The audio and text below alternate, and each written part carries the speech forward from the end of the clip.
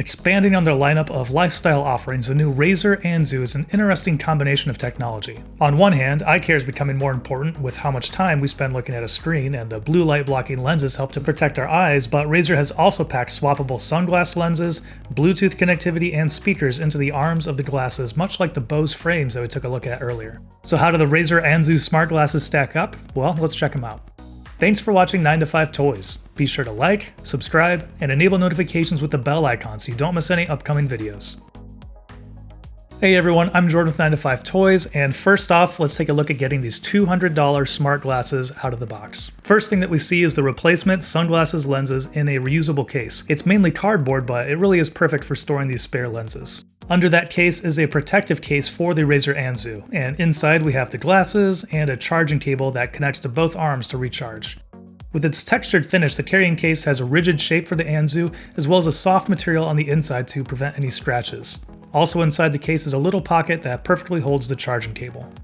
And Anzu does come in a variety of shapes and sizes. As you can see here, we have the rectangular, and this is the small/medium size. If this rectangular design doesn't strike your fancy though, there are different sizes and a rounded design available as well. And obviously that's all going to come down to personal preference, but after spending some time with the Bose frames, those felt a little bit too big for my face, so I did opt for the small/medium size when going with the Razer Anzu. And I'm not normally a glasses wearer, but overall, I think they have a pretty sleek, modern design. Since there are speakers built into the arms, they aren't super slim, but they don't stand out that much either. And this smaller size is pretty lightweight as well, coming in at 44 grams. On the bottom side of the arms, we do see the charging contacts near the front of the glasses and the speakers.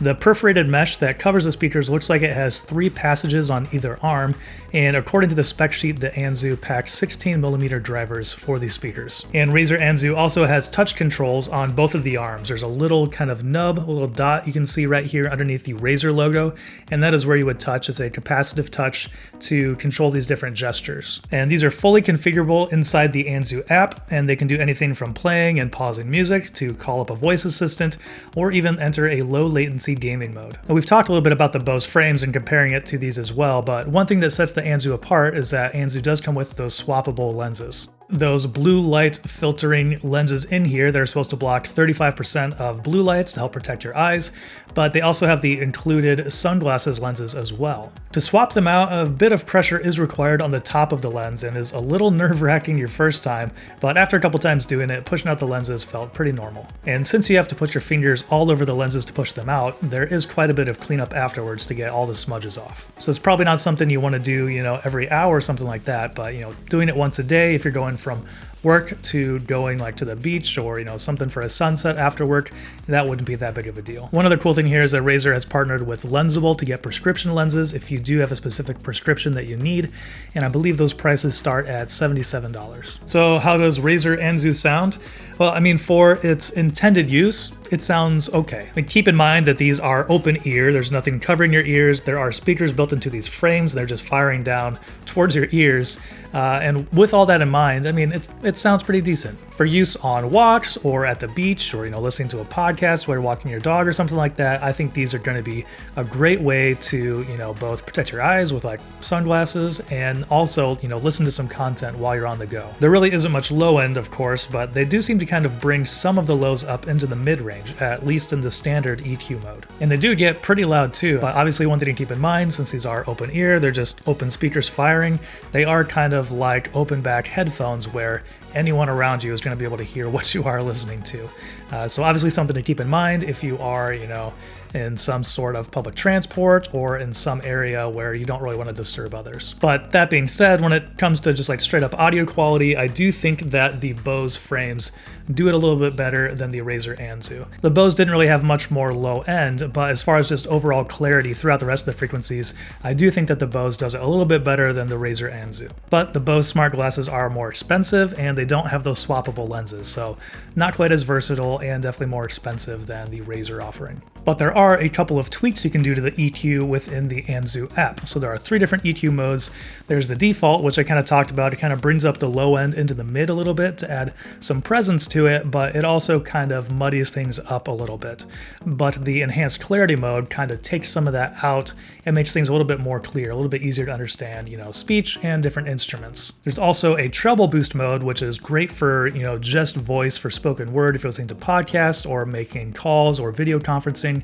But as far as listening to music, it doesn't sound the best in my opinion. But yeah, just keep in mind that these are glasses with speakers built into them that are just shooting down into your ears. So, don't expect the best quality you've ever heard, and I think you'll be pleasantly surprised with how these sound. But beyond just changing the EQ modes, the Anzu app also enables some other tweaks to functionality, like you can change all of the gesture controls and completely customize those to whatever you want them to be. And obviously you can check firmware and check battery life and do those kinds of things as well within the app. One quick note on the gestures is that it took me a little bit to get the single tap gesture down, which seems like it should be the simplest one, but it's not just a quick tap. I don't know if they made it take a little bit longer just so you don't accidentally hit buttons, but you do need to leave your finger on there for just a second to get it to actually pick up that gesture.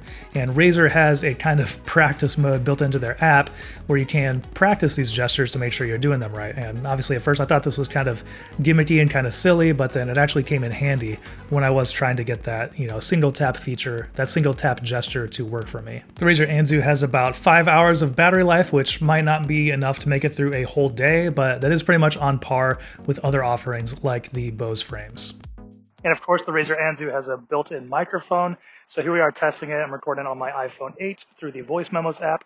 So hopefully this gives you a good idea of what it's going to sound like for voice calls when you are using the Anzu. There's a little bit of wind here outside, a little bit of car noise in the background, but nothing too crazy. So we'll see how this does for knocking out all that background noise and what it actually sounds like. So overall, wrapping up here, Razer has a pretty interesting bit of tech with the Anzu. On one hand, it's great for work, for productivity, because you do have that blue light filtering lens, and then you also have the speakers built into there, so you can just, while you have these on, you can just take calls. You don't have to put on another pair of headphones or anything like that. You get a little bit better audio. But then you can also use them when you're out on the go as well, out for a walk on a sunny day or at the beach or something. I think these are going to be a great thing, like when you're sitting on the beach, you just want to listen to a podcast, listen to some music, just kind of casual. You don't have to do anything real super crazy, any in-depth listening. You can just pop these on and enjoy some content without having to have on headphones as well. They have both sunglasses and that audio built into one wearable device. But if audio quality is your primary concern and you don't really need the blue light filtering feature on here, which is obviously one of the main features of the Anzu, then I would definitely check out the Bose frames, because I do think those sound a little bit better, but they lack the blue light filtering lenses. And on price point, the Razer Anzu comes in at $200, whereas the Bose frames are $250. So Bose is a little bit more expensive, has a little bit better audio quality, but doesn't have all the same features of the Anzu. And I'll link our review of the Bose frames down in the description if you want to check that out. And that'll do it for our review of the Razer Anzu smart glasses. Let us know what you think about them down in the comments below. Thanks for watching.